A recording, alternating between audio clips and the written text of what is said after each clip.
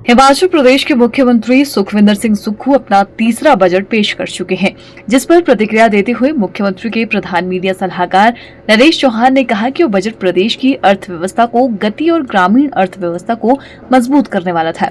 इस दौरान नरेश चौहान ने नेता प्रतिपक्ष जयराम ठाकुर पर निशाना साधते हुए कहा कि नेता प्रतिपक्ष जयराम ठाकुर 5 साल प्रदेश के मुख्यमंत्री रहे, लेकिन प्रदेश की अर्थव्यवस्था के लिए कोई प्रभावी कदम नहीं उठाया। नरेश चौहान ने कहा कि मुख्यमंत्री सुखविंदर सिंह सुक्खू ने बजट सेशन में प्रदेश की अर्थव्यवस्था को गति देने वाला बजट पेश किया है। यह बजट ग्रामीण अर्थव्यवस्था को मजबूती देने वाला है। ग्रामीण अर्थव्यवस्था को मजबूत बनाना सरकार की प्राथमिकता है। नरेश चौहान ने सुखविंदर सिंह सुक्खू सरकार के तीसरे बजट को सभी के हित का बजट बताया है।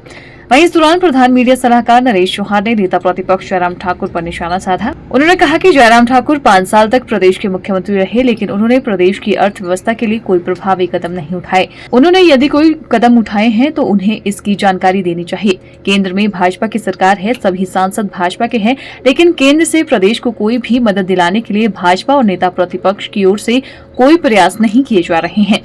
कांग्रेस सरकार का जो तीसरा बजट पेश किया माननीय मुख्यमंत्री जी ने, जो सेशन था उसमें बजट पास हुआ। खास तौर पे इस बजट को लेके जो पिछले 2 बजट भी उन्होंने प्रस्तुत किए थे, निश्चित तौर पे उसमें एक हिमाचल प्रदेश की जो अर्थव्यवस्था है, जो विकास है प्रदेश का, उसको गति देने के लिए था। लेकिन इस बार जो बजट पेश किया, इसमें खास तौर पे जो फोकस रखा गया, ग्रामीण अर्थव्यवस्था को मजबूत करना, ये पहला उद्देश्य हमारी सरकार का, माननीय मुख्यमंत्री जी का था। इसके पीछे सोच क्या है?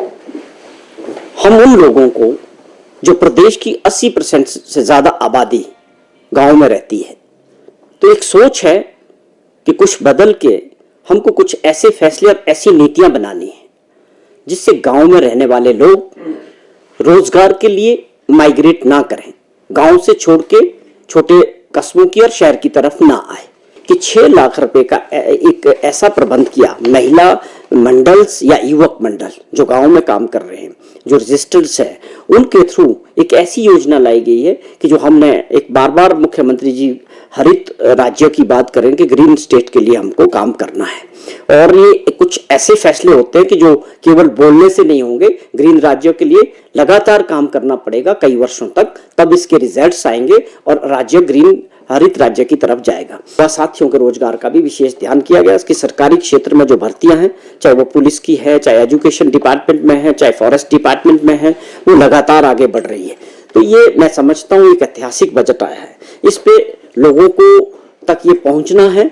अभी सेशन खत्म हुआ है, लोग इसको किस तरह से हमारे प्रदेश की जनता इसका फायदा उठा सकती है और इन योजनाओं से जुड़े, इसके लिए सरकार पूरी तरह से नीतियां बना रही है और इसके कार्यक्षेत्र को तय कर रही है। देखिए, बजट के अंदर जो सेशन चला, आपने देखा किस प्रकार से विपक्ष बिल्कुल कमजोर नजर आया। उसके कारण थे कि उनके पास मुद्दे नहीं है। ये हम बार बार आपके माध्यम से भी इसका जिक्र करते हैं कि विपक्ष इतना कमजोर है, इतना बंटा हुआ है, भाजपा आपस में ग्रुपों में बंटी हुई है, वो दिख रहा है। अब ये सच्चाई हिमाचल प्रदेश के लोगों के सामने आ रही है। लेकिन इससे भी बड़ा मुद्दा यह है कि विपक्ष अंदर जो है बुरी तरह से पूरा टाइम दिया गया।